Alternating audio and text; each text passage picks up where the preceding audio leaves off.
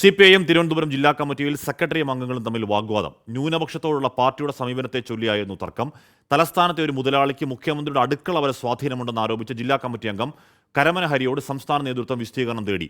മന്ത്രി PM Muhammad Riyas, mayor Arya Rajendran എന്നിവർക്കെതിരെയും ജില്ലാ കമ്മിറ്റിയിൽ അതിരൂക്ഷ വിമർശനങ്ങൾ ഉയർന്നു. പാർട്ടിയുടെ ന്യൂനപക്ഷ സമീപനം കമ്മ്യൂണിസ്റ്റ് ശൈലിയിലല്ലെന്ന വിമർശനത്തിന് ജില്ലാ സെക്രട്ടറി മറുപടി പറയുമ്പോഴായിരുന്നു വാഗ്വാദം. കമ്മ്യൂണിസ്റ്റ് ശൈലിക്ക് നിരക്കാത്തതെന്ന വിമർശനത്തെ പ്രീണനമെന്ന് തെറ്റിദ്ധരിച്ച് സെക്രട്ടറി മറുപടി പറഞ്ഞതിനെ അംഗങ്ങൾ ചോദ്യം ചെയ്തു. മറുപടി തിരുത്തണമെന്ന് അംഗങ്ങൾ ആവശ്യപ്പെട്ടതോടെ തർക്കമായി. അംഗങ്ങൾ ഉന്നയിച്ചത് എന്താണെന്ന് ഉറപ്പാക്കാൻ മിനിറ്റ്സ് പരിശോധിക്കണമെന്ന് ആവശ്യമുയർന്നു. സംസ്ഥാന സെക്രട്ടേറിയറ്റ് അംഗം M സ്വരാജ് ഇടപെടണമെന്നും അംഗങ്ങൾ ആവശ്യപ്പെട്ടു. വിമർശനം ശരിയായല്ല മനസ്സിലാക്കിയതെന്നും ജില്ലാ സെക്രട്ടറി തിരുത്തണമെന്നും M സ്വരാജ് നിർദ്ദേശിച്ചു. തിരുത്തിയ മറുപടിക്ക് ശേഷമാണ് രംഗം ശാന്തമായത്.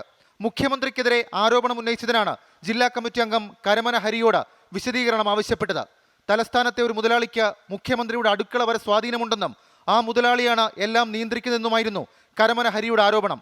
മുതലാളിയുടെ പേര് പറയണമെന്ന് മേൽ കമ്മിറ്റി പ്രതിനിധി M സ്വരാജ് ശഠിച്ചു.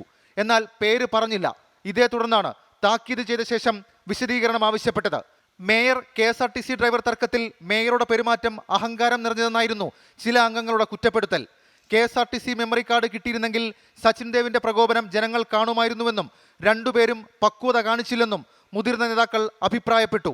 കടകംപള്ളിയുമായുള്ള തർക്കത്തിൽ മന്ത്രി മുഹമ്മദ് റിയാസ് ജില്ലയിലെ പാർട്ടിയുടെ നേതാവിനെയും ജനപ്രതിനിധിയെയും കരിനിഴലിൽ നിർത്തിയെന്നും വിമർശനമുണ്ടായി.